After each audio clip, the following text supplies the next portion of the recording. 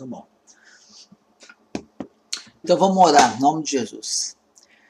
Senhor nosso Deus, nosso Pai, em nome do Senhor Jesus, pedimos permissão para entrar na Tua presença e pedimos que o Senhor, nesta noite, venha nos agraciar com a revelação da Tua palavra.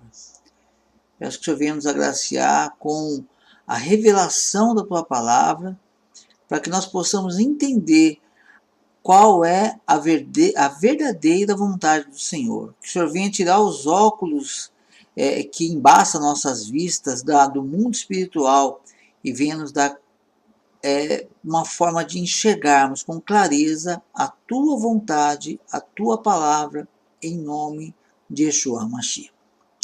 Amém. Hebreus capítulo 4, quem quiser abrir. Hebreus capítulo 4. Quem achou, dá um joinha.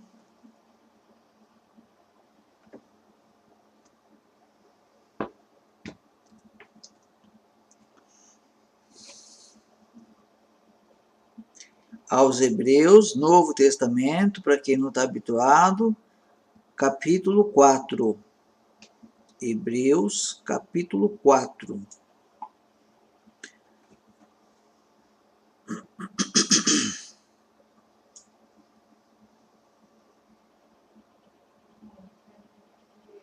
Estou aguardando.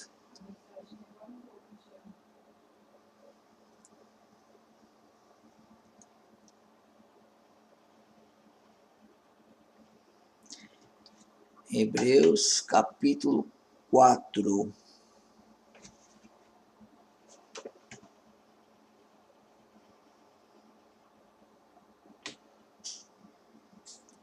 Ok?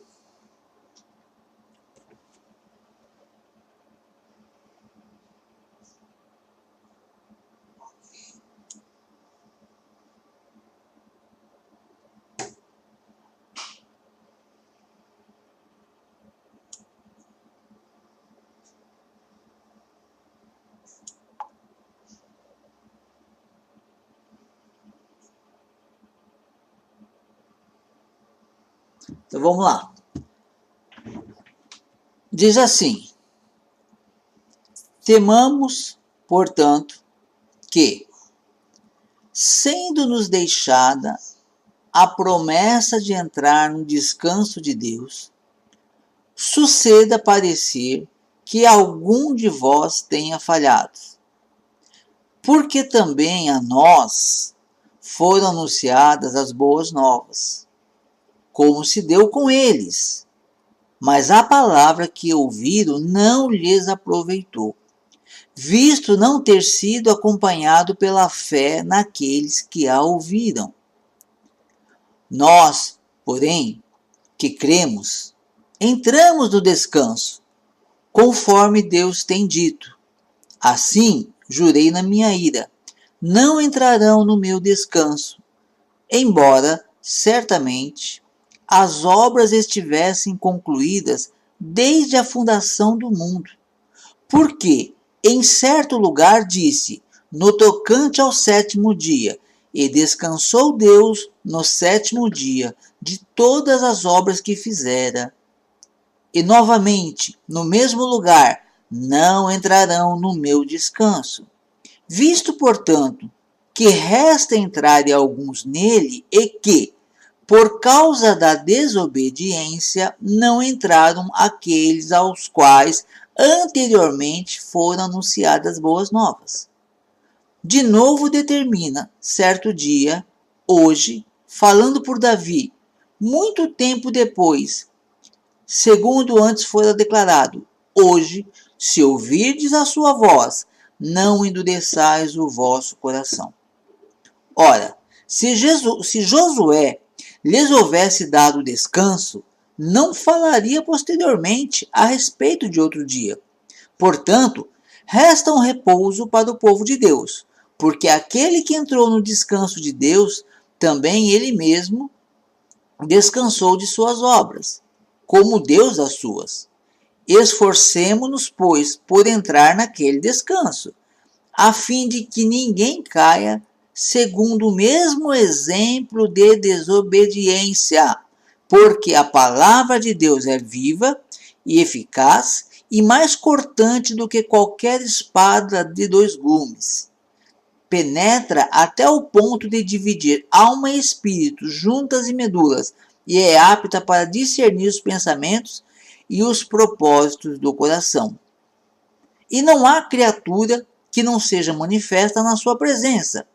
Pelo contrário, todas as coisas estão descobertas e patentes aos olhos daqueles a quem temos de prestar contas. Muito bem. Nós precisamos de prestar atenção nesse versículo, porque a gente tem sempre insistido nessa questão. A Bíblia é clara, está muito claro. A gente fala muito do sábado, do 7º dia, do sábado, por quê? Porque a Bíblia diz que este é um sinal dos que servem a Deus. Este é um sinal dos que são de Deus. É um sinal. A Bíblia fala muitas vezes sobre isso. É que a gente acostumou a ignorar, a falar, não, isso aí não tem importância, jogamos como coisa inútil. Mas a Bíblia fala muito sobre isso. Agora aqui nesse texto, nós temos que ver uma coisa.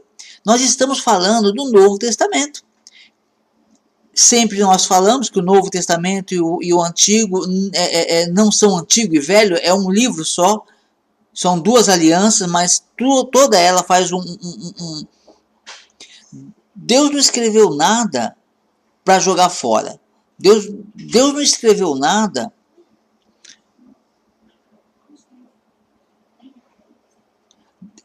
Deus não escreveu nada para ser descartado depois.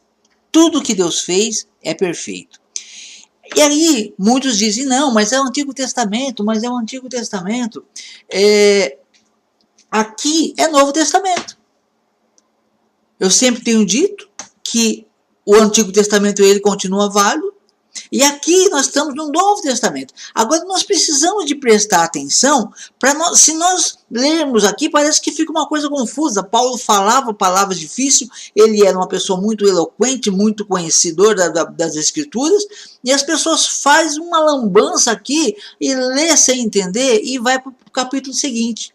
Agora aqui ele está falando uma coisa muito séria, está descascando aqui, tirando todo o impedimento, todo o véu do engano é tirado nesses versículos. É só prestar atenção no que nós estamos lendo e saber o que nós estamos lendo. Então veja só, olha o que Paulo fala. Paulo primeiro ele começa que nós devemos temer, ou seja, se nos preocupar, temamos, portanto, que, sendo-nos deixada a promessa de entrar no descanso de Deus, suceda parecer que algum de vós tenha falhado.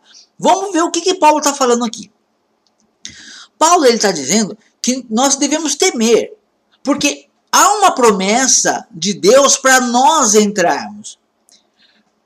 Paulo estava falando aqui com os crentes judeus. Na verdade, aqui Paulo está dizendo, como o Rabino Shulam falou, quando Paulo diz nós, ele está falando dele e do povo judeu, porque ele era judeu e estava falando com o judeu. Só que Paulo também pregava para outras nações, os estrangeiros. E aí Paulo diz, vós. Se você ler o capítulo 3, você vai ver que ele está falando ali sobre os judeus.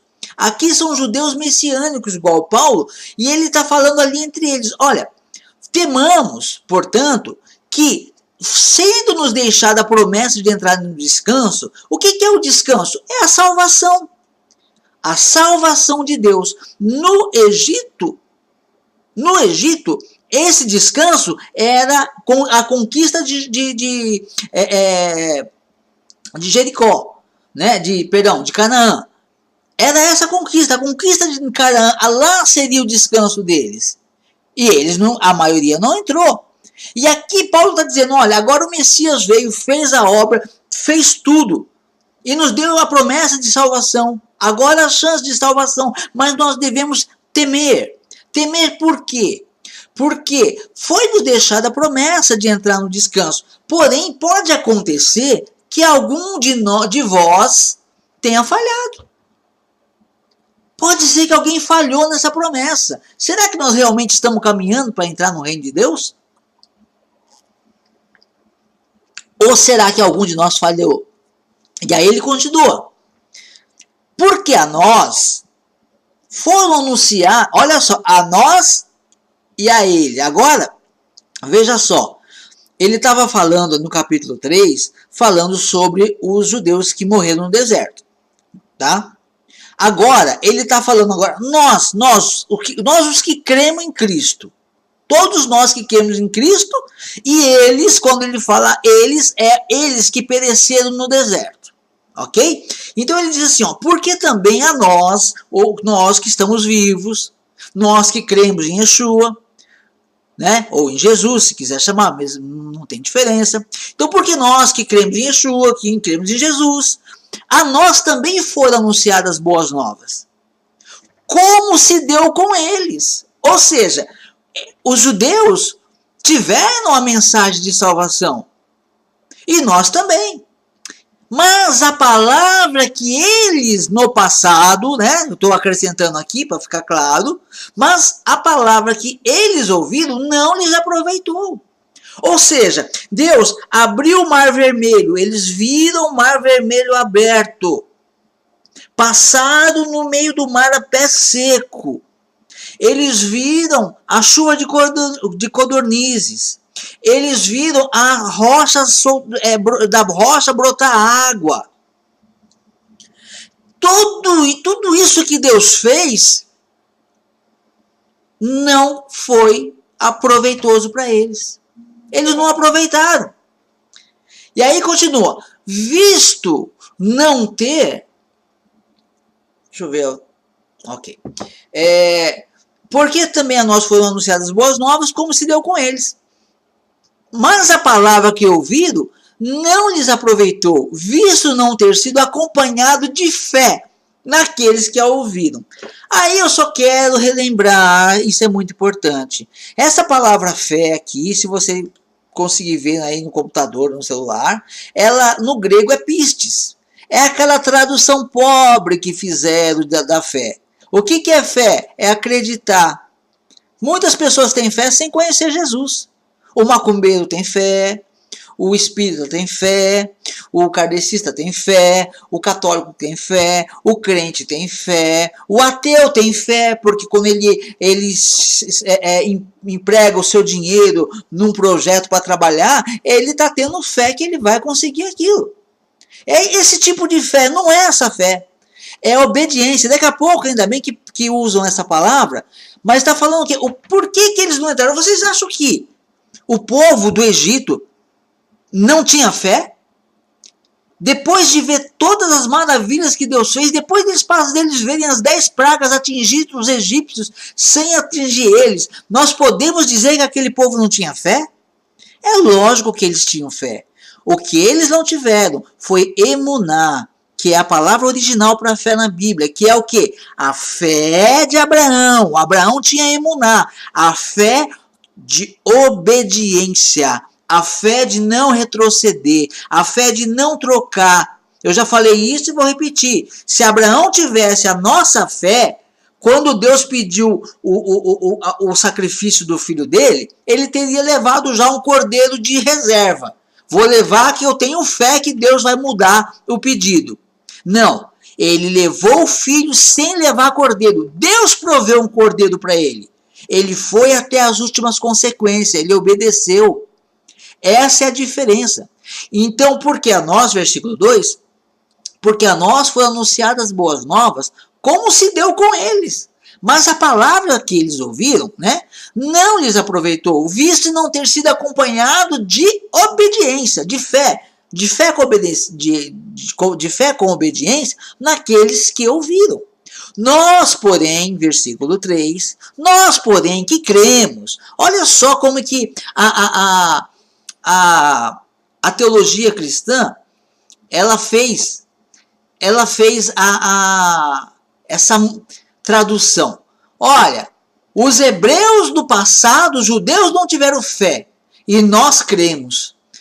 A palavra fé aqui, ela é pistes. O que é pistes? Convicção da verdade. É uma convicção. Você tem uma convicção, uma crença. Agora, quando fala aqui que nós os que cremos, Tá? Qual que é a palavra cremos? É pisteu, é a mesma raiz, pensar que é verdade, estar persuadido, acreditar, depositar confiança. Ou seja, nós cremos se nós confiamos verdadeiramente. Então ele diz, mas a palavra que ouviram não lhes aproveitou, visto que não foi acompanhada de fé naqueles que a ouviram. Nós, porém, nós estamos cheios de fé, né? Nós, porém, que cremos, entramos no descanso conforme Deus tem dito. O que Deus tem dito? Assim jurei na minha ira, não entrarão no meu descanso. Aí Paulo continua, embora certamente as obras estivessem concluídas desde a fundação do mundo, o que isso quer dizer? Embora certamente as obras estivessem concluídas desde a fundação do mundo. Isso quer dizer que Deus, quando ele criou o mundo, ele já determinou tudo. Embora Deus já tivesse determinado tudo, então o que acontece? Essa promessa que Deus está falando, vou voltar para fazer sentido.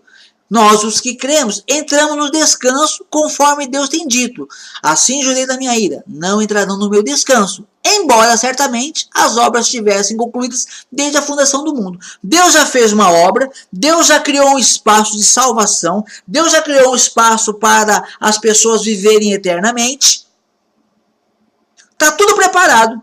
Só que as pessoas, como diz aquela parábola, os convidados não eram dignos. Então, desde o início, Deus já tinha determinado o descanso. O descanso foi determinado desde o início. Só que aí Deus viu e falou, não, esse povo não vai entrar no meu descanso. Então, embora Deus já tivesse tudo preparado, ele falou, esse povo não entra no meu descanso. Por que Deus fez isso?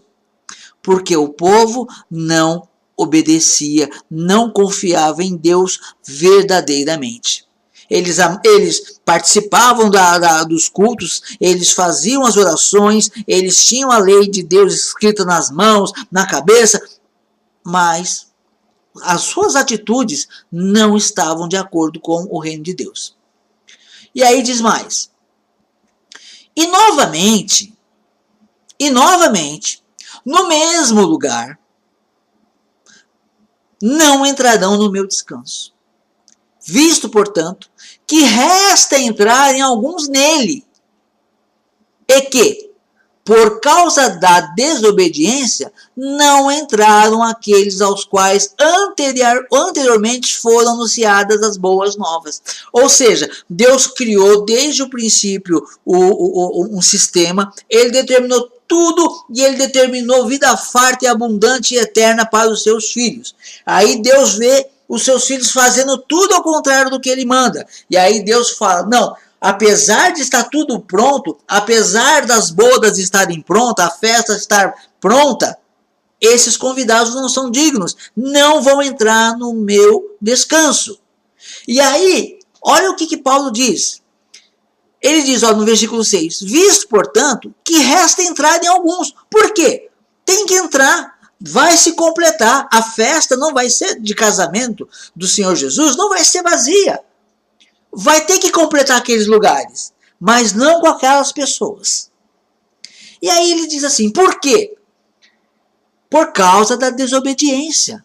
Não entraram aqueles aos quais anteriormente foram anunciadas boas novas. De novo, determina certo dia, hoje, falando por Davi, muito tempo depois, segundo fora declarado, hoje, se ouvirdes a sua voz, não endureçais o vosso coração. O que a palavra está dizendo agora? Hoje, depois de muito tempo, Deus está dizendo a mesma coisa que disse no passado. Hoje, se alguém ouvir a voz de Deus, não endureça o vosso coração. Como que alguém pode endurecer o coração ouvindo a voz de Deus? É a coisa mais fácil do mundo.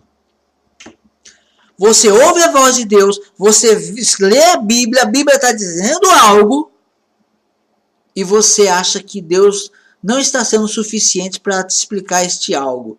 Aí você quer a orientação de outras pessoas. Aí outra pessoa fala para você igual a serpente falou para Eva. Não, não é bem assim. Deus falou que não pode? Mas é claro que pode. Deus falou assim? Não é assim. Faz do outro jeito que você vai ser igual a Deus. Você vai ser poderoso, você vai ser poderosa. Desobediência. Muito bem. Hoje, se ouvirdes a voz do Senhor vosso Deus, não endureçais o vosso coração. Versículo 8. Ora, se Josué lhes houvesse dado descanso, não falaria posteriormente a respeito de outro dia. Portanto, resta um repouso para o povo de Deus. Vamos ver um negócio aqui interessante. Qual foi o grande problema do povo? Tem uma passagem na Bíblia que Deus fala, apesar de alguns erros que houveram no passado, não eram todas as pessoas, né? Era uma minoria, né? Os que fizeram bezerro de ouro e uma série de coisas. Era um grupo de pessoas, mas não era toda a nação. E tem uma parte na Bíblia que eu sinceramente não me lembro, agora não me recordo, mas que diz que Deus tem saudade da sua noiva no deserto. Ou seja, Deus tem saudade do povo no deserto. Porque o povo, apesar dos pesares, o povo tinha uma comunhão com Deus. Agora aqui, o que está acontecendo? Quando o povo passou os 40 anos, que chegou a nova geração, que entrou em Jerusalém, que entrou em Canaã, que hoje é Jerusalém, quando eles entraram, o que aconteceu? O povo começou, logo depois, o povo começa a quebrar, aqui nesse caso, o sábado, que essa palavra está falando do sábado. O povo começou a profanar o sábado, e provavelmente outras coisas também. Mas aqui, ou pelo menos aqui está dizendo do sábado. Olha só, por isso, Paulo falou, olha, Josué, quem que é Josué? Josué é o sucessor de Moisés. Moisés morreu, ficou Josué. Com Josué o povo entrou na terra prometida. E aí Deus diz, olha, se Josué lhes houvesse dado descanso, não falaria posteriormente a respeito do outro dia. Ou seja, se o povo tivesse descansado, se o povo tivesse respeitado o descanso que Deus instituiu, não precisaria ter outro dia. Não, a obra estaria completa. Diga-se de passagem, nós não teríamos chance também. Ou talvez nem tivéssemos existido. Não sei. Por quê? Porque a obra teria sido completa. O Messias viria e tudo terminaria bem. Porém, o povo, Josué não deu o descanso para eles e por isso houve esse outro dia. Aí no versículo 9 ele continua. Portanto, resta um repouso para o povo de Deus. Isso é interessante também. Por quê? Olha só, essa palavra também ela está mal traduzida aqui. Porque no original, se você conseguir abrir aqui, que eu estou mostrando a imagem, você vai ver que é um Shabaton. Olha aqui, ó, Shabaton, de sabatismo, de um derivado de quê? Observância do sábado. Deus está dizendo aqui que existe um Shabat para o povo de Deus. Esse Shabat que a teologia cristã despreza, que bota a pessoa para lavar a igreja, que faz qualquer coisa menos adorar a Deus, que é tão desprezado, esse é só um treinamento para a eternidade. E aí ele diz, porque ele diz aqui, ó, portanto, resta um Shabat, resta um repouso. Sim, é um repouso. É um repouso sabático para o povo de Deus. Aí no versículo 10 ele diz, ó, porque aquele que entrou no descanso de Deus, também ele mesmo descansou de suas obras, como Deus das suas. Olha aqui. Porque aqueles que respeitam, que creem, que buscam, que querem, e entram nesse Shabat hoje, ainda que são sombras do Shabat que vai vir, portanto, aquele que entra nesse descanso, ele está descansando como Deus descansou. Você está imitando a Deus. Lembra que Paulo falou? Sede meus imitadores, como eu sou de Cristo. E olha aqui que relação. Você entrou no descanso do sabático do Senhor? Pois é, o Senhor também descansou. Você é filho dele. Existe uma ligação, existe um sinal. Você imita a Deus, né? Ao invés de fazer o que estão fazendo hoje, né? Imitando o mundo, né? As pessoas trazem, tudo que não presta, traz para dentro da igreja. É samba, carnaval, festa junina. As pessoas estão imitando tudo que não presta. Agora o Shabat de Deus, nossa, que absurdo. Heresia, heresia. Essa é uma marca dos que creem. Vamos lá. Porque aquele que entrou no descanso de Deus, também ele mesmo descansou de suas obras, como o Deus das suas. Esforcemo-nos, versículo 11. Esforcemo-nos, mas não é tudo pela graça? Não é só levantar as mãos e esperar o arrebatamento? Esforcemo-nos, pois, por entrar naquele descanso, a fim de que ninguém caia, segundo o mesmo exemplo de desobediência. Que exemplo? Que exemplo? Paulo está dizendo, olha, portanto, esforcemos, vamos nos esforçar para nós entrarmos nesse descanso. A fim de que ninguém caia. Vamos entrar nesse descanso para que ninguém seja reprovado, para que ninguém fique de fora. Segundo o exemplo que já aconteceu. Que exemplo? O exemplo daqueles que não entraram no descanso de Deus. Se Josué tivesse dado descanso, eles teriam entrado. Eu não sei, mas será que nós não poderíamos colocar aqui? Se os nossos pastores, os nossos líderes dessem descanso, muitos entrariam? Não sei. A palavra está aí, cada um tem que orar e pedir o entendimento de Deus e estudar, se esforçar para entender o que está escrito. O que está escrito. Nós temos que buscar entendimento de Deus, não de homens. Aí diz mais, vamos lá. Então nós já temos um exemplo de desobediência, que é o exemplo dos judeus, que as pessoas tanto falam, o judeu já era, Deus, dizem até que Deus trocou os judeus pela igreja, porque os judeus negaram Jesus. Pois é. É o que dizem. Só que a Bíblia não diz isso. E a Bíblia diz mais também, né? Se você buscar o conhecimento da Bíblia, você vai ver assim, o judeu negou Jesus e o povo lá de cá nega o quê? O sábado, que é o sinal de Deus. E aí? Os dois na desobediência. Versículo 12. Por que tudo isso? A palavra mudou? A palavra de Deus já era? A palavra de Deus foi substituída? Foi trocada? Deus se arrependeu de que escreveu? Deus escreveu um monte de coisa lá, o Novo Testamento todo, não deu certo, vou jogar fora, vamos escrever coisa nova. É assim que Deus é? Não.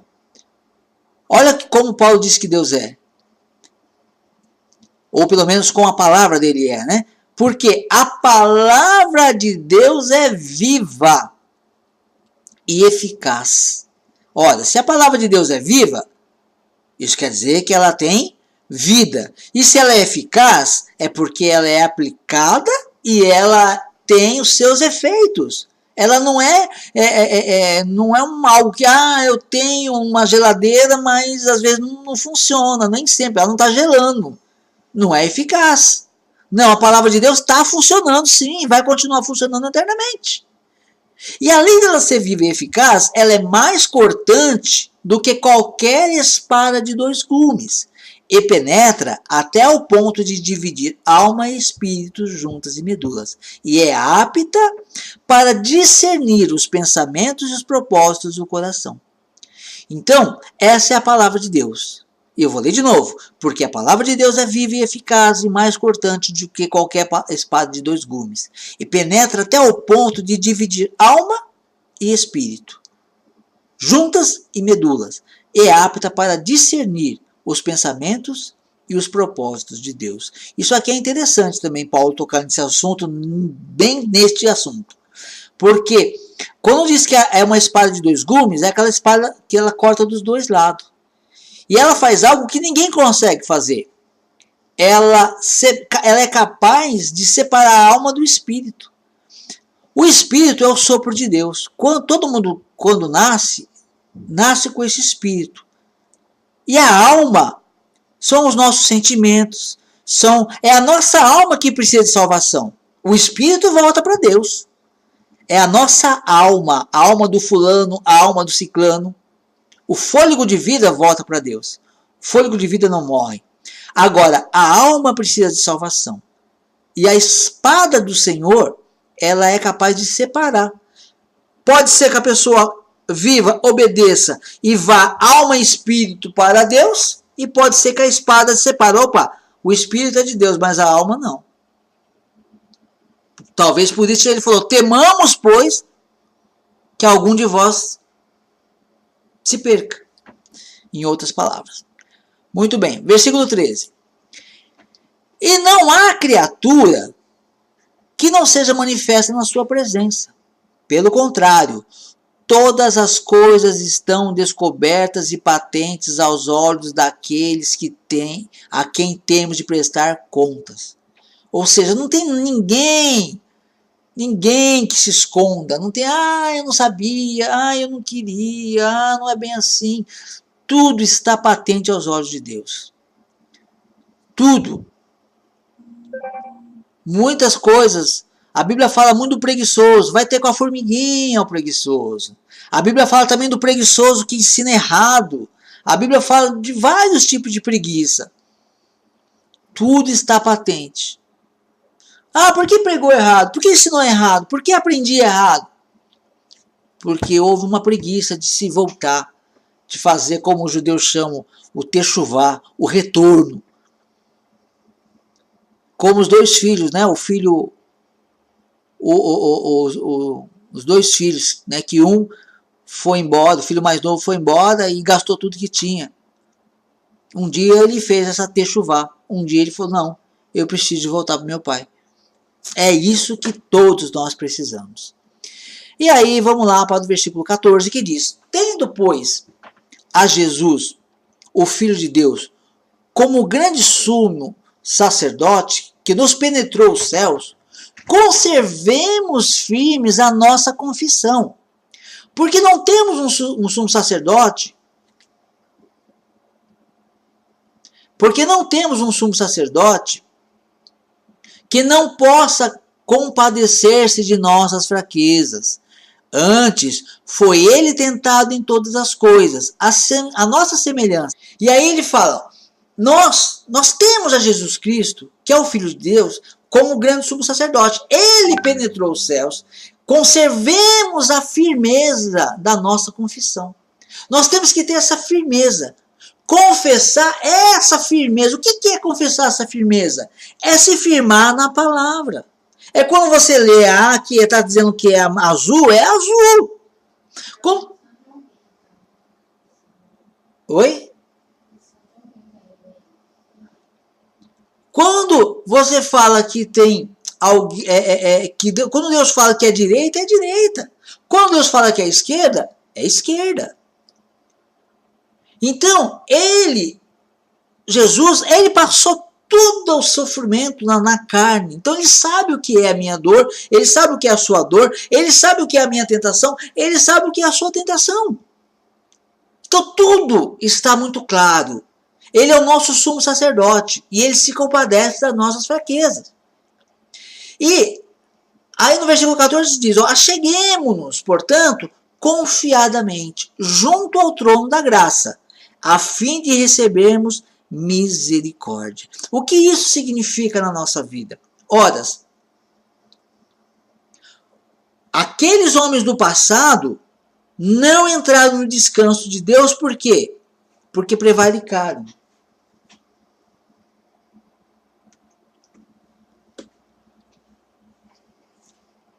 Aqueles homens caíram da graça porque prevaricaram. E Agora, nós olhamos e de repente vemos que nós também temos prevaricado em muitos aspectos. Nós também não temos entrado no descanso do Senhor. O que eu faço agora? Ora, eu devo fazer o quê? Eu devo buscar socorro nesse sumo sacerdote. Eu tenho que me achegar a Cristo, a fazer esse retorno, confiadamente, crendo que Ele está me aceitando, como Isaías disse, este é o ano aceitável do Senhor, né? Nós devemos voltar a buscar a Deus no ano aceitável do Senhor, junto ao trono da graça, a fim de que nós venhamos receber a misericórdia. O que é a misericórdia de Deus? É Ele olhar para toda essa vida que nós passamos, todos esses anos, fazendo as coisas de jeito contrário à palavra de Deus, e nos arrependermos, e Deus olhar para nós e nos perdoar, e então nós começarmos a andar no caminho correto. E acharmos graça para o socorro em ocasião oportuna. A graça para o socorro. O que é graça para o socorro? Ora, quando Deus olha e vê o homem fazendo tudo ao contrário do que ele mandou, e ele dá ouvidos a esse homem e ele perdoa, isso é graça. É graça para um socorro em ocasião oportuna. Qual que é a ocasião oportuna? E agora eu vou terminar aqui. Qual é a ocasião oportuna? A ocasião oportuna é enquanto nós temos o fôlego de vida, ou enquanto Jesus não volta. Essa é a ocasião oportuna que nós temos. Por quê? Porque no dia que nós fechamos os nossos olhos, nada mais vai poder ser mudado. Aí não há mais ocasião. Aí não há mais oportunidade. Amém? Estou vendo que algumas pessoas estão dizendo que caiu a transmissão. Aqui para mim está online. Eu vou terminar agora com uma oração. E eu creio que vai liberar aí, vai dar para continuar assistindo posteriormente. Amém?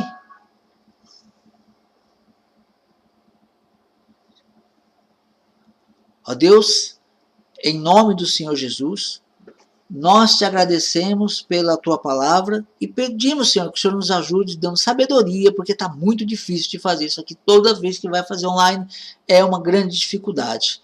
Mas eu creio que o Senhor é aquele que pode nos ajudar. Eu entrego a nossa vida nas tuas mãos e te agradeço. Entrego a vida de todos que estão participando. Abençoa, Senhor, para que todos tenham crescimento. Em o nome do Senhor Jesus. Amém. E graças a Deus.